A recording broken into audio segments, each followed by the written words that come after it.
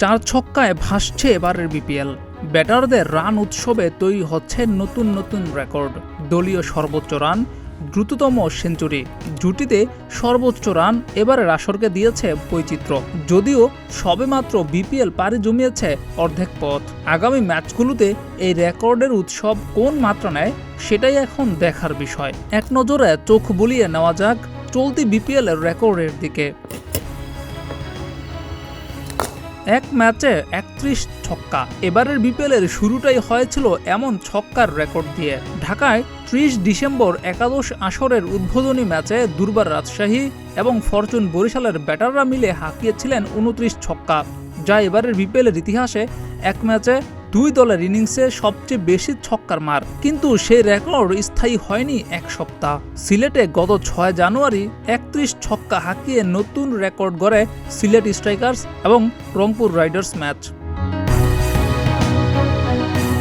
বাংলাদেশিদের মধ্যে দ্রুততম সেঞ্চুরির রেকর্ডটাও হয়েছে এবারের বিপিএলে। বিপিএলের ইতিহাসে ক্রিস গেইলের সঙ্গে যৌথভাবে দ্রুততম সেঞ্চুরির রেকর্ড গড়েন লিটন কুমার দাস।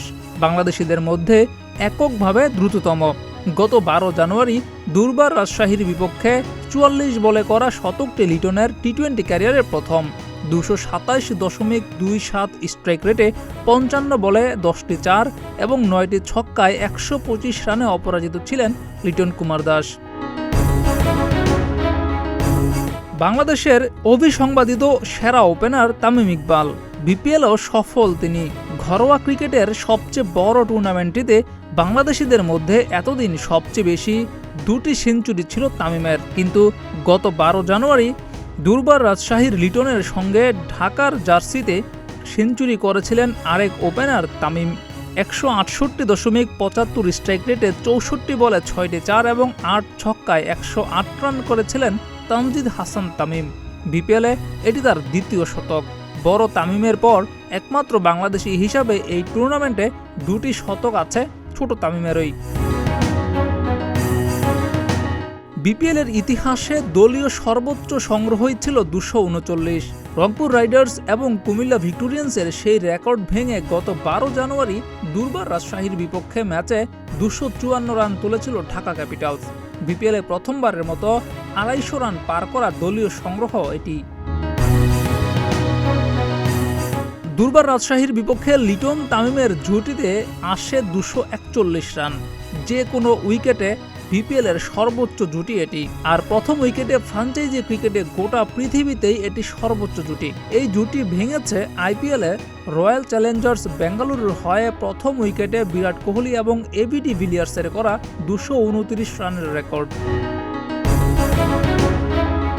বিপিএলে এর আগে রানের হিসেবে সর্বোচ্চ জয়ের রেকর্ডটা ছিল চিটাগাং কিংসের দখলে। ২০১৩ সালে তখনকার সিলেট রয়্যালসের বিপক্ষে ১১৯ রানে জিতেছিল চিটাগাং। তবে রাজশাহীর বিপক্ষে ঢাকার ১৪৯ রানের জয় সেটাকেও ছাড়িয়ে যায়। তাসকিনের বিধ্বংসী বোলিং ছিল এই বিপিএলে। ৪ ছক্কার বৃষ্টির মাঝে আলাদাভাবে টাইগার স্পিড স্টার তাসকিন আহমেদের কথা না বললেই নয়। বিপিএলের ইতিহাসে প্রথম বোলার হিসেবে ৭ উইকেট নিয়ে সেরা বোলিংয়ের নজর গড়েছেন তাসকিন আহমেদ। গত ২ জানুয়ারি মিরপুর শেরেবাংলা জাতীয় ক্রিকেট স্টেডিয়ামে ঢাকা ক্যাপিটালসের বিপক্ষে ৪ ওভারে মাত্র ১৯ রানের খরচায় একে একে ৭টি উইকেট শিকার করেন দুর্বার রাজশাহীর এই পেসার। ছাড়িয়ে যান ২০২০ সালে রাজশাহী রয়্যালসের বিপক্ষে ৪ ওভারে ১৭ রানে ৬ উইকেট নেওয়া খুলনা টাইগার্সের পাকিস্তানি পেসার মোহাম্মদ আমিরকে।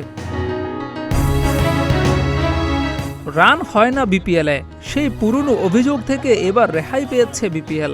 বলা যায় সাপমোচন হয়েছে এবারের আসরের। জন্ম দিয়েছে ভিন্ন আকর্ষণ। সেই আকর্ষণের মাত্রা শেষ পর্যন্ত চলতে থাকুক, এমনটাই প্রত্যাশা খেলা দেখতে মাঠে আসা দর্শকদের। জিয়াউর রহমান, প্রতিদিনের বাংলাদেশ।